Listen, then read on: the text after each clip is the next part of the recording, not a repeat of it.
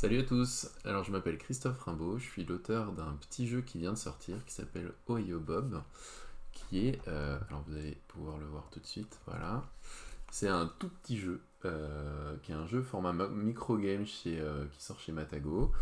Là c'est un jeu solo, moi j'aime beaucoup ce format de jeu avec très très peu de cartes et j'aimais bien cette contrainte, du coup je me suis dit je vais faire un jeu avec très peu de cartes, et en plus je voulais faire un genre de dungeon crawler.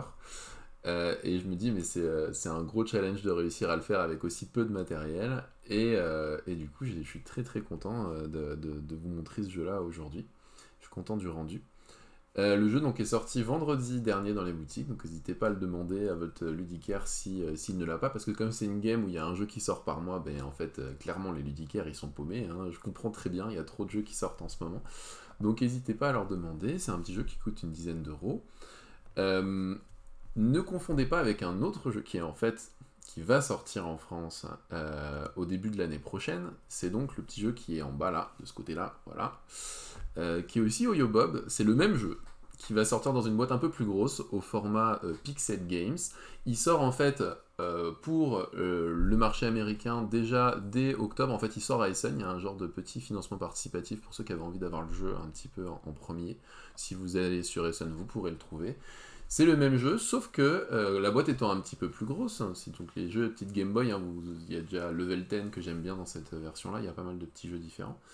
Et en fait, il y a deux fois plus de matériel, donc à la place de 21 cartes, il va y en avoir à peu près 45. Et dans chaque boîte, il y a donc un donjon. J'appelle un donjon parce que moi à la base c'était un donjon, mais en fait on explore un temple hein, pour aller trouver l'amulette perdue. Et donc dans cette version avec deux fois plus de matériel, vous pouvez jouer tout seul, mais vous pouvez aussi jouer à deux en duo. Le jeu en duo est super.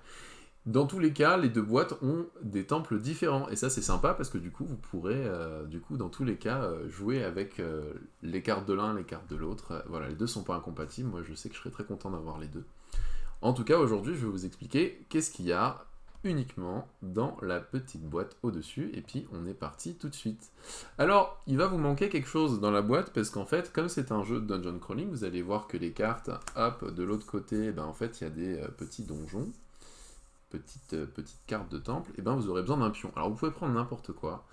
Moi, je vous conseille de prendre une pièce de 1 ou 2 centimes d'euros parce que ça rentre dans la pochette. Vous pouvez le glisser en fait à l'intérieur de la pochette facilement avec les autres cartes. Mais vous pouvez prendre n'importe quoi, un meeple, ce qui vous traîne sous la main, un trombone. Vous avez besoin que d'un seul pion. Donc, comment ça va donc marcher cette petite chose? Alors, ce que je propose, c'est que je vous fais une petite explication rapide en gros de comment ça fonctionne et puis après on fait un petit début de partie. Déjà, on va avoir toutes ces cartes de départ. Donc nous, on s'appelle Ohio Bob et on sait qu'il y a une amulette perdue. Il faut donc monter 3 étages et à la fin de ce troisième étage, monter pour récupérer l'amulette. Le problème, c'est que cette amulette est protégée par un piège et qu'il va falloir, durant votre exploration du temple, réussir à trouver les bons joyaux pour désactiver en fait le piège de l'amulette. Voilà. Vous pouvez imaginer hein, dans le socle de l'amulette des emplacements exprès pour les joyaux que vous avez trouvés. Voilà. Donc, comment ça se passe? Vous avez donc ces cartes de départ. Alors, ça c'est votre sac à dos, vous allez voir, c'est une carte joker qui vous permet de faire plein de trucs. Ici, du coup, vous avez les petites cartes qu'on vient mettre l'une sur l'autre. Celle-ci vous donne le nombre de points de vie que vous avez. Et ici, justement, l'objectif à résoudre. Ici, là, hop, ça indique que vous êtes au niveau 1, que vous avez 6 points de vie. Et du coup, quand on passera au niveau 2, bah, on passera comme ça, et après on passera comme ça pour le niveau 3, voilà. Ça, c'est le petit truc. Alors, ces cartes-là, elles sont... alors, à part celle-là qui est un petit peu spéciale, mais ces trois-là, elles sont recto-verso, donc là, c'est le niveau facile. Mais en niveau difficile, vous pouvez décider typiquement de monter celle-ci ici. Vous allez voir, les stats ici changent un petit peu. Mais c'est pareil pour là, où vous pouvez commencer avec donc seulement 5 points de vie à la place de 6. Et ici, vous avez encore des défis plus difficiles. Choisissez vos défis à chaque fois. Le défi le plus difficile étant celui-là. Donc là, vous pouvez jouer avec toutes les cartes comme ça. Le jeu est complètement possible de réussir à gagner comme ça, mais déjà en mode facile, sur les premières parties, c'est très dur. Donc, commencez en mode facile, et puis après, montez petit à petit, et c'est à force d'y jouer que vous allez trouver les habitudes qui vous permettent de gagner les niveaux les plus difficiles. Donc je repars en mode facile. Là, ce qu'on veut pour gagner, il nous faut 3 gemmes jaunes, ici, et 3 gemmes identiques. Alors les gemmes, vous allez voir, elles sont sur les cartes. Par exemple, si j'ai une carte jaune d'équipement là, Vous allez voir qu'il y a une petite gemme jaune ici, une gemme rouge pour les cartes rouges, et ainsi de suite. Ok? On va mélanger toutes les autres cartes. Donc j'ai bien pris ma carte de sac à dos, c'est la seule que j'ai dans la main au départ. Et en fait, je vais poser le deck de cartes, je vais le poser par ici. Voilà. Ça, c'est les cartes, hop, qui sont ici. Au début, j'en prends 2. Et je vais choisir parmi ces 2 cartes laquelle je vais prendre dans mon équipement au départ. Et la deuxième carte, je vais la retourner pour faire le début du temple. Alors au début, clairement, là, je suis très content d'avoir une carte jaune. J'ai vraiment pas préparé, hein, je fais au pif. Pour vous dire que voilà, on fait comme ça vient. Clairement, j'ai envie d'avoir des amulettes jaunes, donc je prends la jaune, hop, et celle-ci, hop, je la retourne. Alors, je mets toujours, vous allez voir, je mets toujours le petit escalier sur la ligne du bas. Toujours. Sauf la toute dernière carte qu'on explore du niveau. Vous allez voir, à ce niveau-ci, il va falloir qu'on explore 5 cartes. On va y revenir après. Je mets mon petit jeton donc sur cette case-là, et c'est parti. Ces 2 cartes-là sont dans ma main. Ce qui se passe, c'est qu'en fait, je vais pouvoir donc les jouer à chaque fois pour déplacer mon personnage, faire des choses dans le donjon. Une fois que je vais avoir joué toutes ces cartes, eh bien, je vais devoir perdre un point de vie. Hop. Et reprendre ces cartes dans ma main, et puis on continue. Si jamais je dois arriver à 0 point de vie, eh bien, nous avons perdu la partie, tout simplement. Alors, qu'est-ce qu'on peut faire? Alors, comment ça se passe? Cette carte-là, par exemple, elle me permet de faire 2 déplacements. Ce sont des déplacements forcément du haut vers le bas. Cette carte-là me permet de faire un déplacement dans le sens que je veux, et aussi me permet d'ouvrir une porte, de passer sur un piège, de passer sur une fosse. Donc c'est plein de choses qu'on a envie de savoir faire. Je vais y revenir plus tard. Alors, comment ça se passe? Déjà, je suis ici. Si je vais sur au-dessus, ça s'appelle une fosse. Alors, c'est pas forcément très grave, mais c'est juste que ça met fin au tour actuel. Et quand je fais ça, j'ai pas le temps d'utiliser toutes mes cartes, je dois directement perdre un point de vie. J'ai pas très envie de le faire pour le moment, donc je vais faire cette carte-là qui me permet de faire 2 déplacements. Un déplacement vers le haut ou vers le bas, donc je vais décider d'aller vers le bas. Pour l'instant, vers le bas, il n'y a rien du tout. Ça me permet d'explorer une nouvelle carte. Donc je prends la nouvelle carte qui est au-dessus, je la retourne, hop, et je la mets toujours escalier en bas. Donc là, j'ai fait le premier déplacement. Ensuite, je dois faire le deuxième déplacement. Et là, j'ai le choix d'aller soit ici, soit ici. On va faire le choix d'aller en bas. On n'est jamais obligé de faire les déplacements. Si je veux, j'aurais pu aussi dire le deuxième déplacement, j'en veux pas. Donc celle-ci, elle est jouée. Celle-ci, elle est toujours dans ma main, et je vais jouer la deuxième carte qui me permet de faire un déplacement et de mettre fin au tour. Alors en fait, ce qui est cool, c'est que le sac à dos, il vous permet de vous déplacer aussi sur une fosse sans en subir les effets grâce à la petite icône de corde qui est là. La petite icône de clé, elle vous dit qu'on peut passer au travers des portes. Vous allez voir qu'il y a des murs par lesquels on ne peut pas passer, sauf si on a des clés. La clé permet justement de passer de l'autre côté, hop, comme ça, de faire un déplacement en passant par une clé. Et vous allez voir qu'il y a des pièges. Si on va sur un piège, on perd immédiatement un point de vie, mais on continue son tour. Alors que du coup, avec cette petite pierre, ça permet de désactiver le piège, et on peut donc se déplacer dessus sans prendre de points de vie. Voilà. Donc nous avons fini notre tour ici. Je reprends mes 2 cartes. Je perds un point de vie. Et c'est reparti pour un tour. Alors, comme vous allez le voir, ici, on est quand même intéressé par les petits trésors qui sont là. Donc, là, je vais utiliser cette carte qui me permet d'aller ici, et quand j'arrive sur un trésor, eh bien, je peux récupérer la première carte dans mon équipement qui va rejoindre donc ma main, et plus ça va, plus je vais avoir de cartes disponibles. Bon, donc j'ai fait ça, c'est très bien, et puis je peux continuer à l'utiliser même d'ici ce tour-ci. Alors comment ça se passe? On va faire ça, du coup, regardez, là, je peux le faire dans le sens que je veux, je vais commencer par faire ça, je peux aller sur une case adjacente, alors pas en diagonale, il n'y a jamais de diagonale dans ce jeu, où il y a un piège, je désactive le piège, donc je ne perds pas de points de vie, et ensuite je fais la deuxième action, qui me permet d'aller sur la case immédiatement à côté, donc ça on est hyper content, et je vais finir en faisant ça. Donc ça me permet de faire 2 fois l'action. Première fois, du coup, je vais explorer. Alors je vais pousser un petit peu, hop, voilà, vers le bas. Je me retrouve, ça c'est ballot, sur un mur, donc je peux pas continuer mon déplacement. Je peux décider éventuellement de revenir en haut, pourquoi pas. Le problème, c'est qu'un bonus, quand je l'ai récupéré, je ne peux pas le récupérer tant que je n'ai pas quitté la carte. Si je quitte la carte et que je retourne sur la carte, je peux récupérer un bonus de la carte. Mais là, je ne peux pas, donc en fait, je ne vais pas pouvoir récupérer de nouveau ce petit coffre-là. Ici, vous allez voir qu'il y a un nouveau type de coffre, qu'il y a un coffre bleu.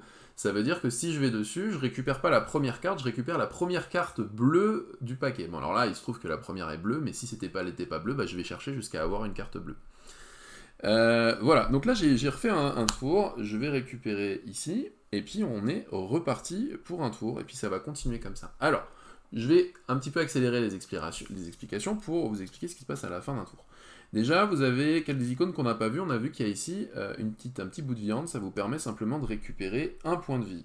Ça c'est tout simple, pareil, c'est un bonus, donc vous ne pourrez pas genre aller sur la case d'à côté et là regagner un point de vie. Il faudra peut-être explorer donc la salle d'à côté, sortir de la salle, revenir pour pouvoir récupérer le bonus, tout simplement.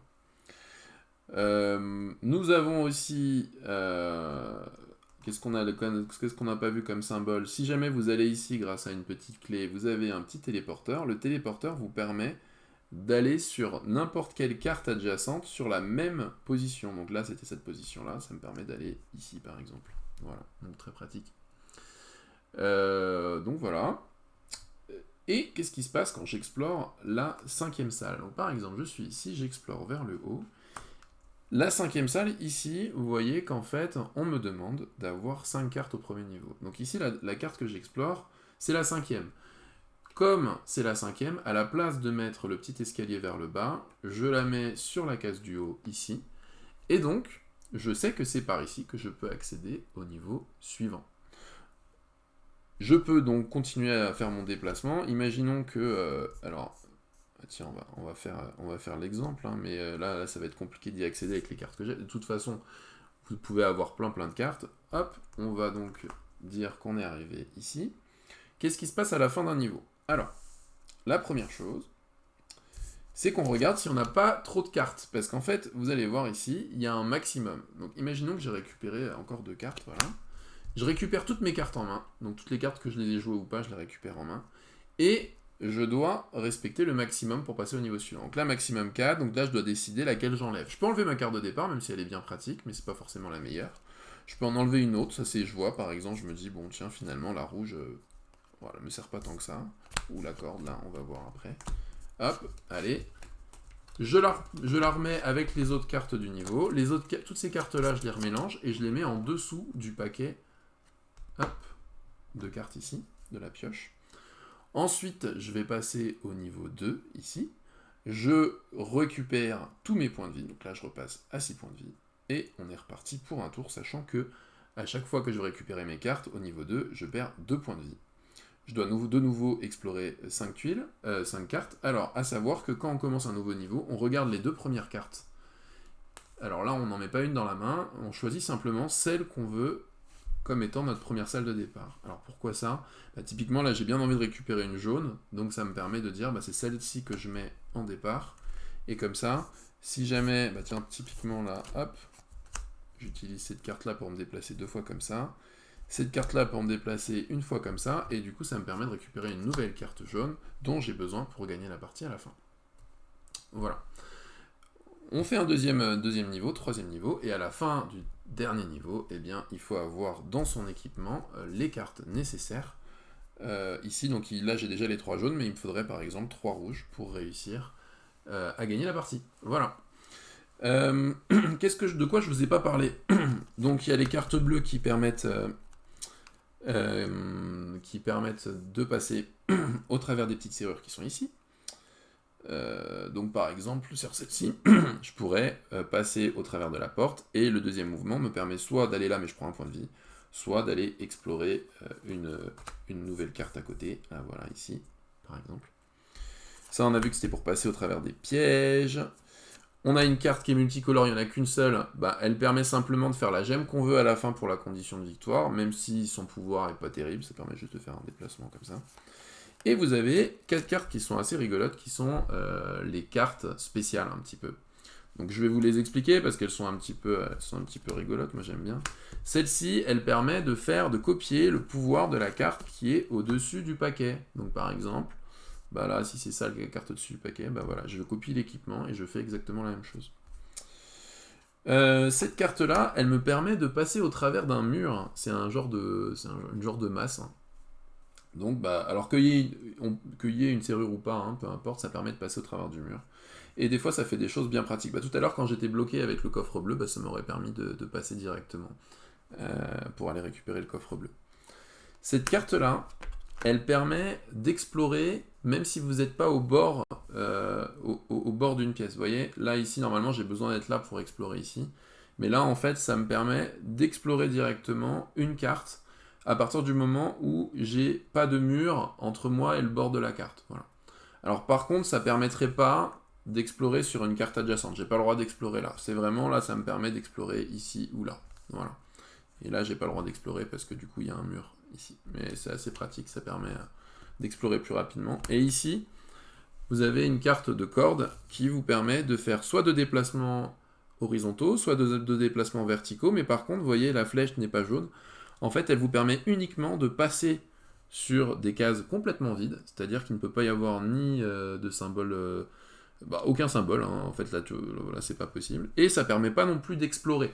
Donc ça va permettre en fait vraiment d'aller très vite sur certaines sections. Alors on va prendre un exemple, voilà, par exemple, là ça permet d'aller par exemple directement ici, mais le gros avantage de ça, c'est que ça permet aussi de passer sur les fosses. Donc par exemple vous êtes là, ça vous permet de passer sur la fosse sans arrêter votre tour. C'est le principe de la corde. Voilà. Ça c'est très très bien, et c'est pour ça qu'on retrouve la petite corde d'ailleurs sur la carte joker de départ.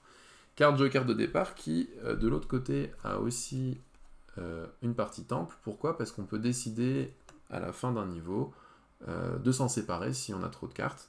Et sachez qu'elle est cool parce que c'est la seule carte à avoir deux petits trésors. Alors ils sont bien planqués, mais c'est assez chouette. Voilà, bah, du coup j'espère que les explications vous ont plu, que vous aurez envie d'y jouer. Et eh bien, n'hésitez pas en tout cas à me mettre en commentaire des petites questions si vous avez des problèmes de règles. Notamment, je tiens à préciser qu'il y a un tout petit bug sur... ouais, ça arrive, hein. Pourtant on l'a relu plein de fois, hein, la règle. On l'a relu plein de fois. Vous avez sur le deuxième feuillet, il y a deux petits feuillets qui expliquent les règles. Sur le côté, sur ce qui explique l'escalier, il y a marqué « Lorsque votre pion entre sur un escalier qui se trouve sur la ligne du bas, il ne se passe rien. » Et il y a, entre parenthèses, « Sauf au troisième niveau, voire plus bas. » Et en fait, on n'en parle pas plus bas. Ben oui, parce que c'est une coquille, on l'a oublié. C'était une ancienne règle qu'on avait, effectivement, au troisième niveau.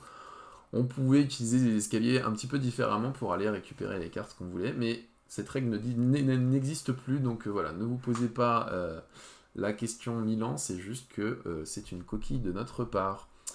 Voilà, et bien bon jeu, et dites-moi en commentaire si vous avez réussi, ne serait-ce qu'en niveau facile, mais surtout en niveau difficile, ça m'intéresse de savoir si vous y arrivez aussi. À bientôt.